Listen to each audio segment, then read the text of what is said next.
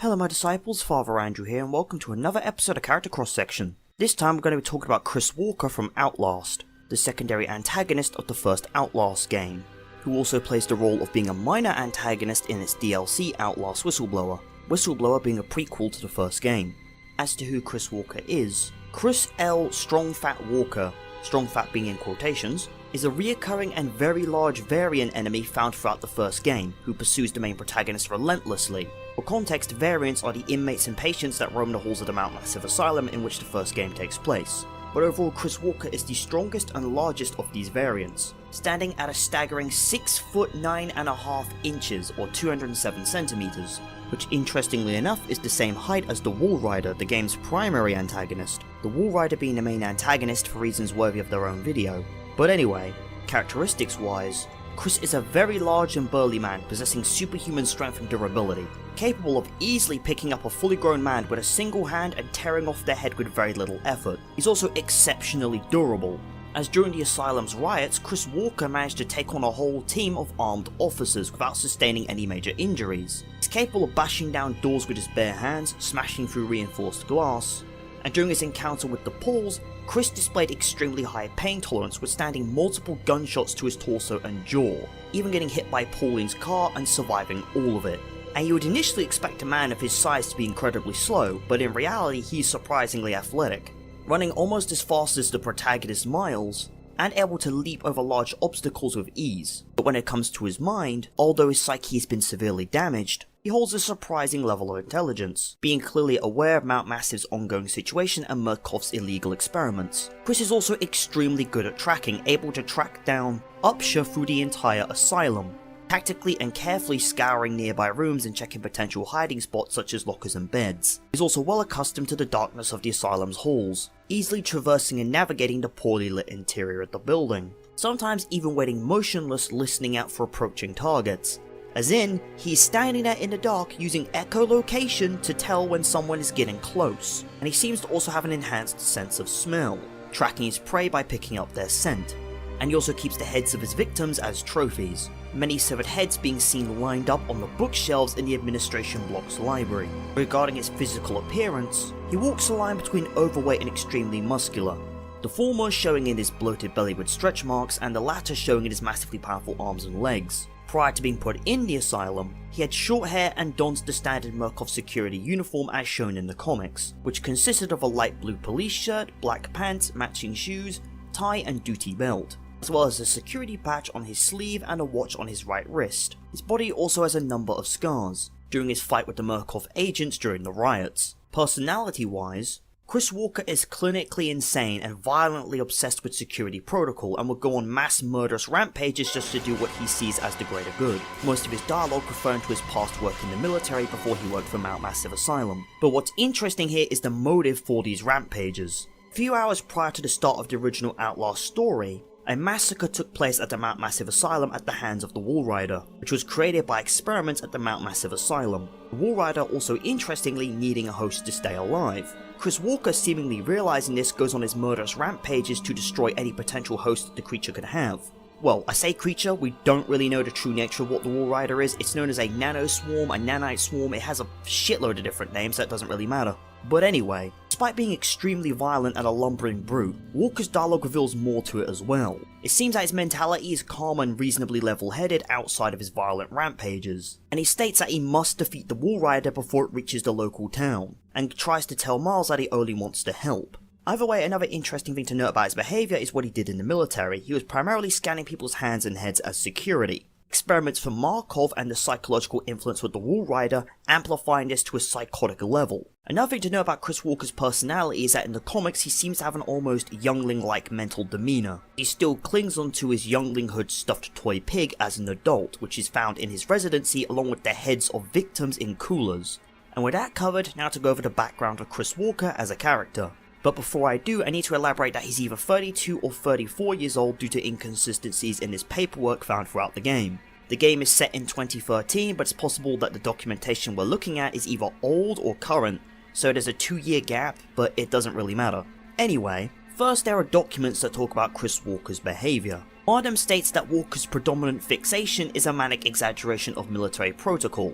Chris himself also claims that the flesh ripped from his forehead allows him to have truer vision, much like Tuatara and their third eye.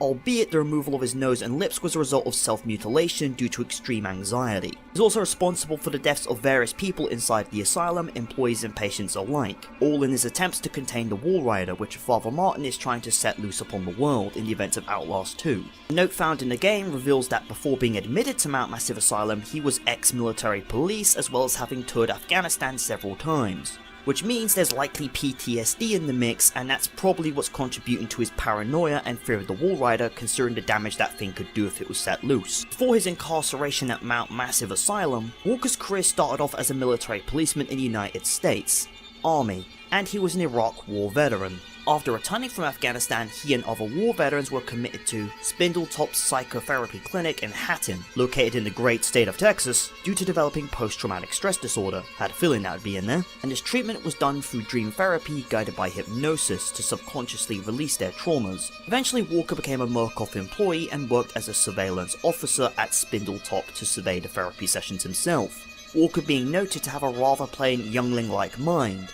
conversing with simple expressions and incomplete sentences, and due to his stature and inhuman strength, he was nicknamed Strong Fat by his colleagues, a name which he completely despised. The chief psychotherapist Dr. Claymore stated he was using Arabic culture in his therapy to show his soldiers that Christianity and Islamic myths originated from the same place in order to overcome their traumas. Which, I'm just gonna cut in now and say not only is that inaccurate, that's a terrible idea. And a terrible idea it was, as this method went on to warp the psyche of the patients, leaving them with delusions of the Apkallu, forgot the pronunciation right, demigods in their heads. Right before they were killed, all of them were seen referring to the Apkallu, which may have been the trigger for Chris Walker to set up his murders. At some point after this, Walker's psyche broke, leading him to kill 3 inmates, as being John Bowers, Martin Belmont, and Priscilla Clark, all of which were war veterans that came into the group for treatment. The discovered bodies of the victims being brutally torn apart, each with their heads missing, leading people to naturally assume the killer kept them as trophies. Walker is also shown to be well aware of his actions around this time, although the main reason behind these killings remains uncertain. Personally, I think there was Markov's psychological fuckery at play. But anyway, after this, 2 Markov agents named Pauline Glick and Paul Marion start to investigate the murders without involving the police. Walker goes out his way to deceive and mislead them in their investigation, willingly cooperating and commenting positively about the victims.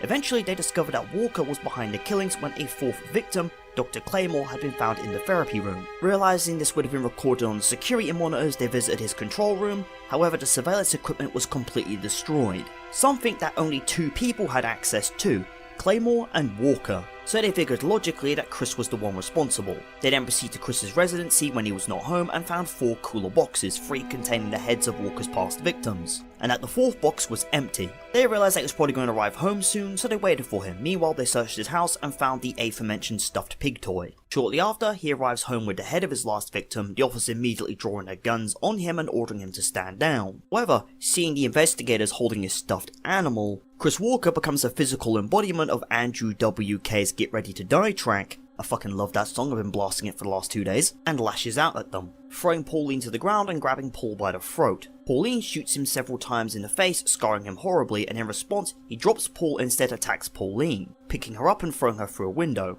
Before Chris could kill her, Paul grabbed his gun and shot Chris several times, only for Chris to knock the gun out of his hand and throw him to the ground as well. As he approached Paul to finish him off, Pauline got in the car and drove at Chris, the impact throwing him against a rock and knocking him unconscious. After, he was apprehended by the 2 agents, and as he was a Murkoff employee, the killings were blamed on another patient, named Omar Abdul Malik, who received a life sentence in prison. Walker, however, was not surrendered to the police, instead being committed to Mount Massive Asylum for further experimentation by Markov. 2 months later, Pauline was called to the asylum where she met Jeremy Blair, in the asylum's underground lab. Blair then proceeded to show her Walker, who was no longer even recognisable as human anymore and having been turned into the monster he is now. And that is the background of Chris Walker. Personally, I think the reason Chris Walker killed those 4, the 3 veterans and the psychologist, Dr. Claymore, is due to a mix of post-traumatic stress disorder, him having a negative response to the treatment, and most certainly some kind of fuckery on Markov's part, which when you consider the events of the rest of the games, it definitely makes sense that they would go out of their way to do that. Even more so when you look at the Markov Corporation's history, and the other things they were involved with. But anyway, now for some trivia on the character before I summarise my thoughts on them. 1. If the player manages to catch up to Chris while he's stalking the corridor in the administration block, Chris will not respond to Miles' presence, instead he'll proceed to room A205 and lock the door behind him, which prevents the player from entering as this is a scripted event which cannot be disrupted. 2. If the player hides next to a set of 2 or more lockers, Walker will always check the one next to theirs and resume patrolling the area. Thirdly, during the second chase in the prison, Chris will cease all further action after Waylon jumps over the last hospital bed. If he's approached, however, he'll either despawn or hit the player. The chase sequence can be restarted by entering and exiting a nearby locker. This is due to Walker not having a patrolling pattern coded for this section if he loses sight of Waylon. Fourthly, in the first demo for Outlast, Walker's appearance is slightly different from the final version. The most notable difference being that the skin on his forehead is still intact. A glitch can also occur while Chris pursues Miles. If Walker gets caught on one of the corners in the hallway, he'll get stuck and stay there until you pass by him. At that point, he'll resume chasing after his intended target. And finally, in Outlast's first trailer, Chris Walker appeared as a slim, standard-looking variant, his design being overhauled entirely after Marc-Antoine Senecal joined the project. And with that, that's the trivia covered. Now to summarise my thoughts on the character and talk about him a little bit. Chris Walker can best be summarised as a violent, manic warden trying his best to contain something he sees as a legitimate threat, which makes sense considering the rampage the Walrider went on, and the psychological harm its mere presence can inflict. And with the events of Outlast and Murkoff account, it's shown that this creature is very easily driven by its rage. Albeit we're better off saving the Walrider for another video. And actually not with that to super TLDR him down. Big, strong, mentally unstable maniac trying to stop something that could do way more damage than him. And the last thing I want to say is when it comes to the actual writing of Chris Walker as a character, I have legitimately struggled to find anything metaphorical or symbolic about his character. It's possible the chains on his arms could in some way represent his connection to the place as they held him there, albeit this appears to be a more literal thing than symbolic thing. Or you could go out on a stretch and say the chains around his arms represent how he's bound here by duty and he has to stop the Walrider at any cost, but that's the most I can come up with. And with that, that's pretty much my video on Chris Walker from Outlast. I hope you enjoyed, see you around next time, good day or good night, goodbye.